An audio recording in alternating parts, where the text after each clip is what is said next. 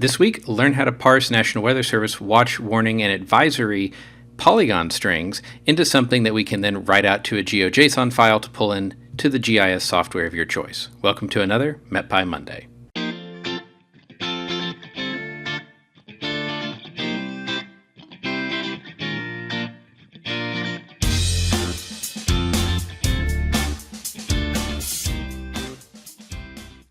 Hello, I'm John Lehman, a software engineer for Unidata.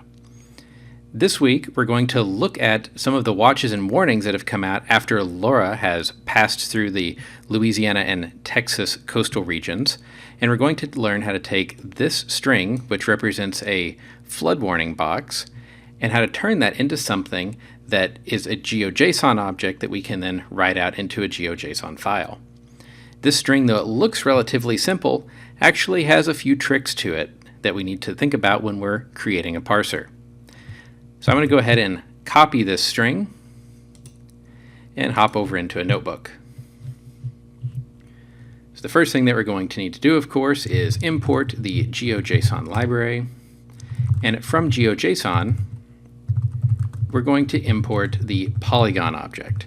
So last week we looked at the points objects and made a feature collection of points when we were simulating surface observations from, say, ASOS stations. But here, a warning is really an area, and GeoJSON in the standard defines a polygon and a multi-polygon object, though for a single watch or warning, we really just need the polygon object.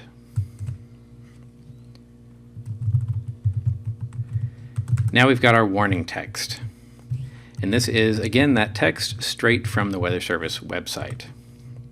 So if we look at this, it's a latitude and then a longitude, and they're space delimited, but they're also multiplied by 100 so that they're integers. So for example, 3036 would be 30.36 degrees latitude. So not only do we have to separate these out, we then need to turn them into an integer, or really a floating point, because we're then going to divide by 100 to get a fractional degrees. And then we need to pair them up into lat-lon pairs. And then we need to format that into a list of tuples, which is what it takes to create the polygon object. So we've got our warning text. Let's create a function, text to points, that takes our text in. Don't forget the docstring. So we're going to convert NWS text to points. I'm going to create an empty list called points. So the first thing that we need to do is split this string up. So I'm going to insert a cell above, because we don't know exactly how we're going to do this yet, and we'll play around a little bit before we write our function. So my first idea would be warning text.split, and I'm going to split on a space. And that actually gets us relatively close, except we don't want the first element here, the 0th index, the lat-lon part of the string, and we need those to be, again, floats divided by 100. So we can get rid of the first just with a simple slice. Now we only have the numeric values. So really, I think what I would do is a list comprehension.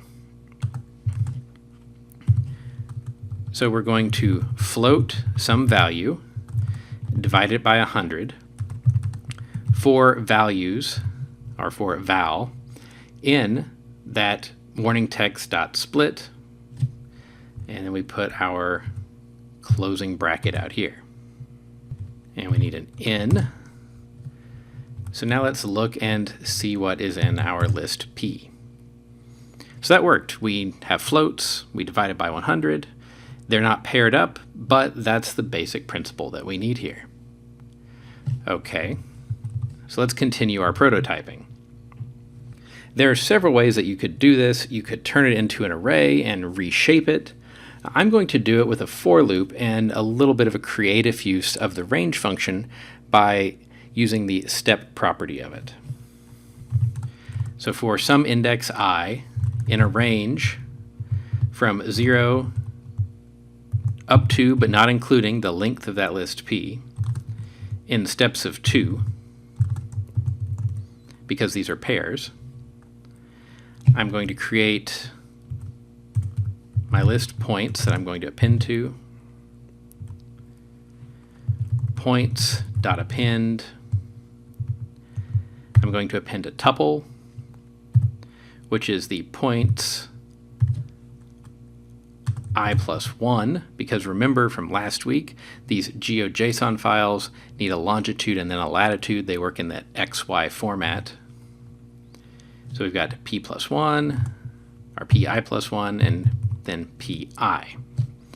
So that's going to get this value, but this is the first element of our tuple, this is the second element. Then we're going to step by 2, so we'll be here, this is the first element of the tuple, this is the second element of the tuple, and so on. So if we run that cell, and now we look at points,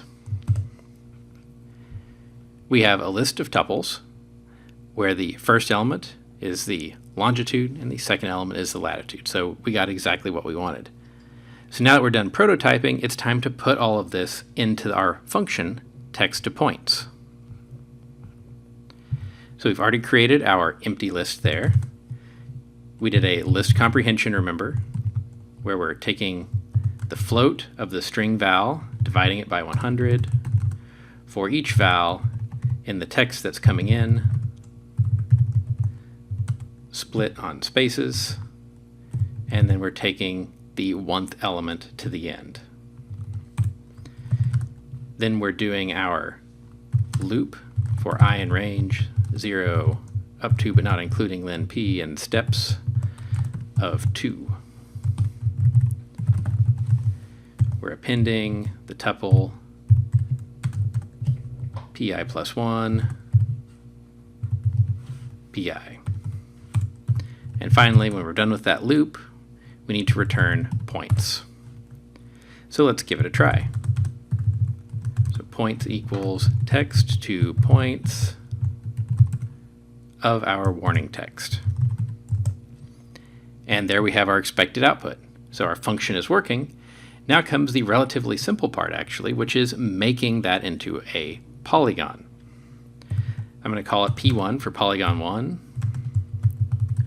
We just call the polygon object, and the documentation can be a little bit vague in the GeoJSON library.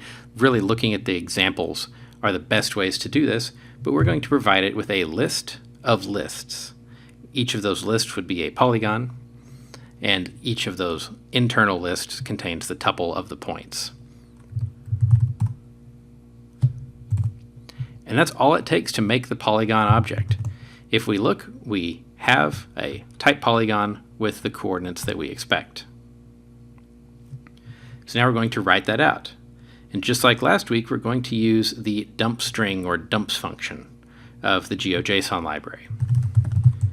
So with open, I'm going to call it polygon1.geojson in write mode. So again, we're using that context manager so we don't have to remember to close those files after we're done writing.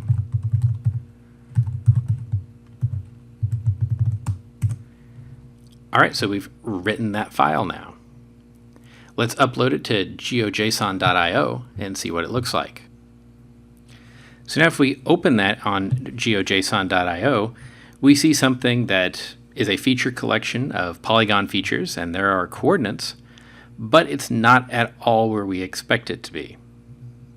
So if we zoom out a little bit, we don't expect the National Weather Service to be issuing warnings for Tibet. So if we go back and look, it turns out that these longitudes do not contain the minus sign for western longitudes. So what we need to do is append minus PI plus 1. Now we have those negative longitudes. We rewrite our file and load it into geojson.io. Now we can see that we actually have a polygon that covers the Lake Charles area that was heavily impacted by the storm. So as you can see, really writing the polygon is relatively straightforward. It's just parsing that information that we need to get that polygon, especially from older style text feeds like what the Weather Service puts out, that can be a little tricky. I hope that you found this useful, and I'll see you on next week's MetPy Monday.